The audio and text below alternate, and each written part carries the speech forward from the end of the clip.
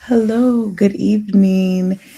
This is my first official live. I'm really excited about it. Hello, I am Dr. Brielle Harbin, and this is day one of a 30-day live YouTube experiment that I'm going to be doing where I'm going to be thinking aloud with college and university faculty members during a moment of a lot of disruption in higher education. So, a lot of decisions that we're making right now, both from an individual perspective and from an institutional perspective, are being made quickly, reactively, and really honestly from a place of fear. And so the work that I do as both an educator and a consultant is to really help people understand what it feels like to slow down in this moment and help them think through how we can make decisions to move in this moment that are more intentional and aligned in terms of our decision making. And so these are decisions that we make that actually take capacity, morale, and well being seriously.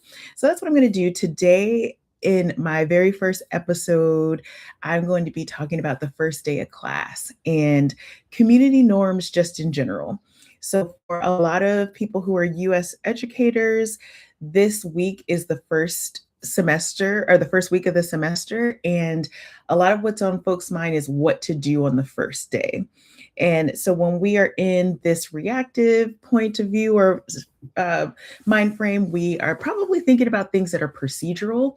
So making sure your syllabus has all the deadlines stated correctly, that you have included all the assignments, all the links are working on your learning management system. And while all those things are really important, they are not nervous system aligned. They are not focused on how we can be approaching our classrooms in these moments with a more forward thinking and also well being centered perspective. And so I want to think about the same issue of the first day, but with a more holistic view of it. So I'm teaching a class this semester, first time online and asynchronous class. So a new challenge. And one of the things that I realized, because AI is such a issue, having people do work asynchronously, there are just many layers of challenges that are new to me as an instructor teaching online and then also asynchronously. And so for me, I've been thinking through what does the first day of class look like? And this actually took me down a pathway of thought process around how do you think about collaboration in this context? How do you think about what community looks like in this context? And different then when I was teaching in person, I can't rely on everybody coming to the same space. I can't rely on me having policies around technology, having norms where I literally capture my students' attention. It's just not the same when you're teaching online and asynchronously.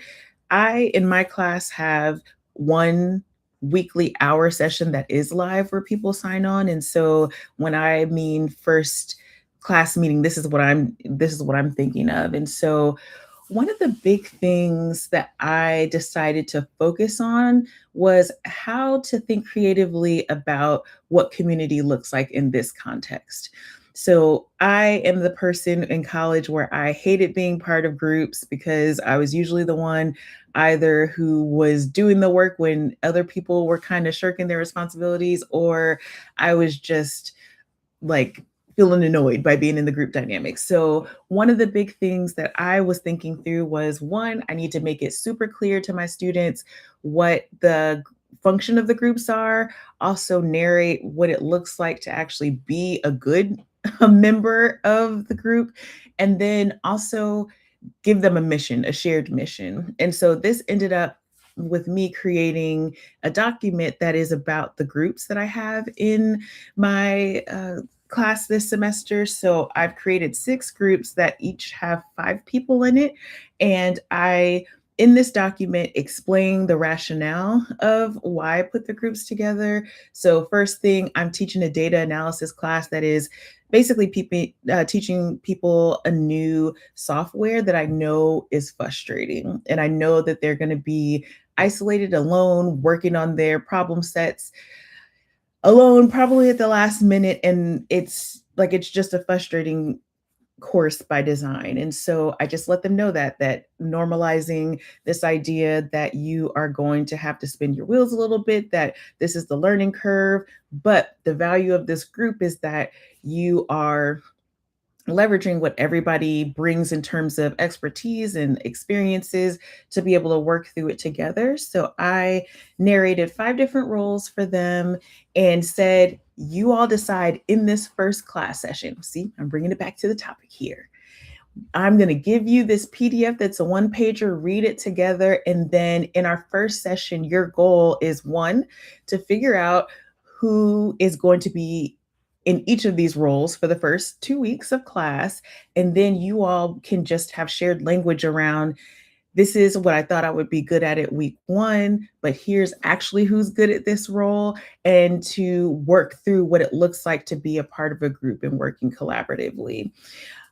I also have their designed their tangible. I think it's put like a separate goal that they could have like check in. Oh, yeah, conversation starter questions so that, they won't just be awkwardly staring at each other for the first time in Zoom. I have questions that are related to these roles, like which one do you think would be the best for you and why? And then just expand there to get them talking.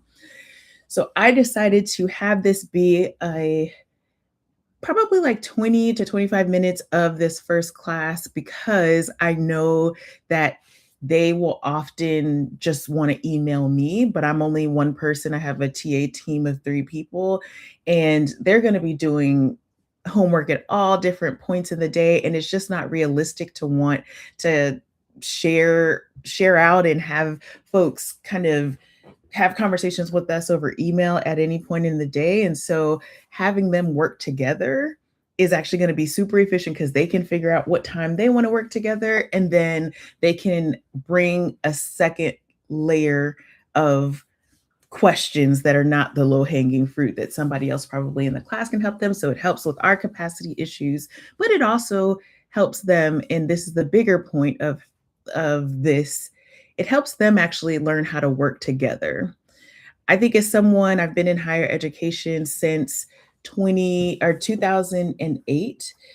I can feel just through my experience, both as a student and as a faculty member, that before you could, as a faculty member, administrator, staff member, be very content focused and say, in our discipline, these are the skills that we're teaching. But AI and all the other forces that are happening right now in higher education are really forcing us to think deeply about what is the unique differentiator of higher ed, and might people be able to get those skills elsewhere. And I think if we were just to focus on content, we could easily be more displaced by more accessible, more affordable ways of learning. And so one of the things that I've come to when I move past the reactive phase, more to the intentional, proactive thinking about positioning higher ed, is that a unique advantage that you have in this context is that you're literally bringing people from everywhere together to your shared context. So one thing that AI can't replace is the ability to learn how to talk to other people, how to work collaboratively with other people, how to listen, all of these things that are considered soft skills historically, but really are part of a human literacy that's going to be increasingly important as we integrate AI into our uh, education system, our society more generally. So when I think about the first day of class in particular, the focus for me has always, for the most part, been community norms, getting students to talk to one another. But I think even more so in this context, that we need to be thinking about point number one, that community collaboration generative interactions, those aren't things that just happen by chance. They are curated experiences. So we as faculty members have to think about what does that look like in our classroom context. And of course, this is not an easy off the shelf singular answer. It's going to matter if you're at a community college versus a four-year college versus you know, a private college versus a public one if you have 10 students or 100 students in your class. But my point is, rather than reactively trying to create an AI policy where we are trying to detect people cheating, that maybe one of the questions that we should instead be asking is, how can we frame up the value of what learning is in our classrooms and then also translate that to students and narrate it for them so that they understand and are equally invested? So my first class session is going to be on Thursday night, and I am sure I'm going to have lots of thoughts about this group exercise that I've created. I'll also just note for people who are thinking about what this would look like in their own classroom that I have intentionally put together, form the groups based on an introduction thread that I did that was a required assignment that asked people to tell me why they're in the class, what they hope to get from it, and then a question that was just meant to help me see how they think about data, since this is a data analysis class. Where I was really intentional was wanting to pair people up not based on their prior skills or their age or their level of experience with the software that we'll be using. I wanted to put together groups based on how they approach problems, how they think about critical thinking, how they think about the uses and misuses of data in the first place, and to strategically put them together so that they will have different perspectives, different ways of approaching how they think about the problems that they are going to be asked to solve in my classroom. And so I'll see if that experiment works, but I was very intentional about wanting to take a more creative approach because I think part of the reason why most of us kind of are skeptical of group assignments is because we've just been paired up with little attention or thought put into it. And so my hope is with a more intentional approach where I'm thinking about their strengths, their differences in how they approach problems. And then, and here's the key, I actually wrote that in the guide to tell them that being a good group member is not just showing up, but also understanding that just because somebody else is approaching the question in a way that's different than you doesn't mean that it's wrong. One of the things to practice is listening to how other people approach a problem, because they actually could just learn something about the thought process that's required for the material more generally, and not assume that theirs is the best way of doing it. So I'm going to do some check-ins about this and see how they are responding, reacting to it. I can already tell you from the introduction thread that I've created that they have been really, several students have been really receptive to the idea of wanting to think creatively about data and not just passively as a technical skill looking at graphs, but actually thinking about how data are informing so much of our thoughts in our everyday decisions and in our environment. And so I look forward to sharing about what I see and what I learned from this experiment that I'm doing in my class today around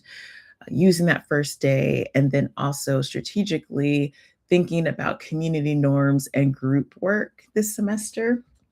So I'm going to leave it here for today. My hope is that this helps us all slow down just enough to make intentional decisions on the topics of the day. So today, our first class meeting and also establishing community norms. And I want us all, my goal is to get us all to thinking about what it looks like to make decisions that respect our capacity, our morale, and then also our well-being in general. No, this is a lofty goal, but I am trying to do it. Thank you so much for being here, and I will see you next time.